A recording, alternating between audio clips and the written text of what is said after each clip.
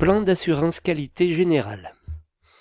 Après l'industrie et les services, les démarches qualité, et notamment la certification, ont gagné le secteur de la construction. Les entreprises ont mis en place des actions visant successivement à une sensibilisation, puis à un développement qualité, et enfin, pour certaines, à l'audit qualité par un tiers, la certification ISO 9001 de 2008. Les professions de maîtrise d'œuvre ont à leur tour engagé des initiatives multiples et le nombre de prestataires disposant d'un système de management de la qualité augmente. Certains maîtres d'ouvrage publics ont pris conscience également de l'importance de cette démarche. Terminologie de la qualité. Selon la recommandation T1/99, le mot qualité s'applique à l'organisation, au management et au fonctionnement de chaque organisme intervenant dans l'opération pour permettre de réaliser du premier coup, au meilleur coût, l'ouvrage adapté aux besoins du client. L'ISO 8402 propose une définition plus normative. La qualité se définit comme l'ensemble des caractéristiques d'une entité qui lui confère l'aptitude à satisfaire à des besoins exprimés et implicites du client. Par entité, on peut entendre un produit, un service, un prestataire ou une organisation. La qualité dont il est question ici est celle de l'organisation et du management. Spécification initiale qualité. Le maître d'ouvrage joue un rôle déterminant, notamment dans sa capacité à mobiliser les différents intervenants de l'opération vers un objectif commun. Concevoir et réaliser l'ouvrage conforme aux besoins initiaux, en respectant les contraintes, notamment de coût et de délai.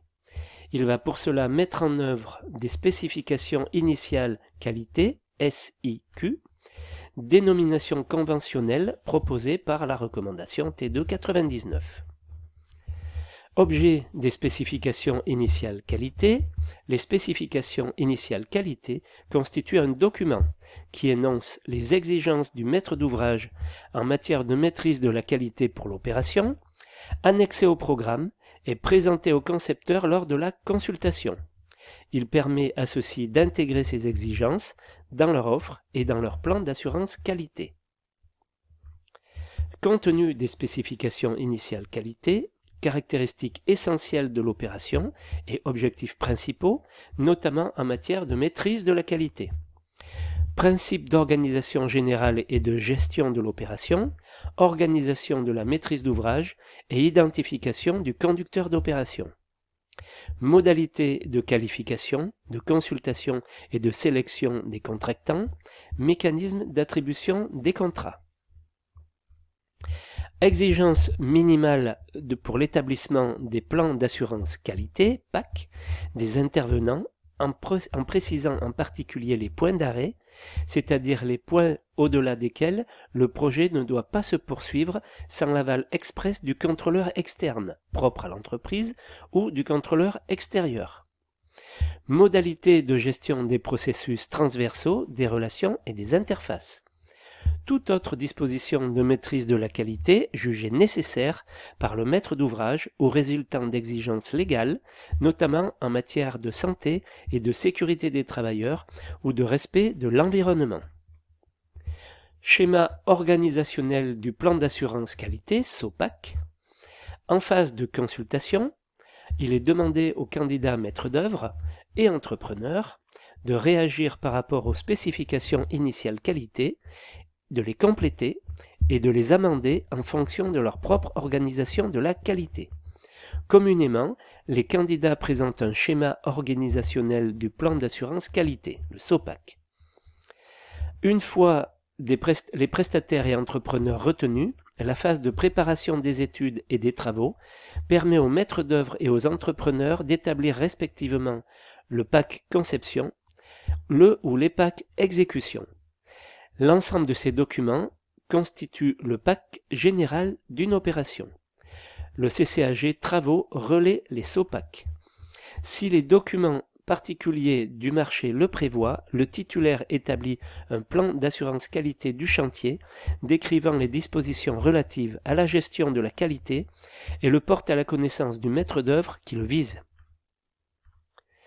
Les dispositions de ce plan dont le marché peut indiquer le cadre sont de la responsabilité du titulaire.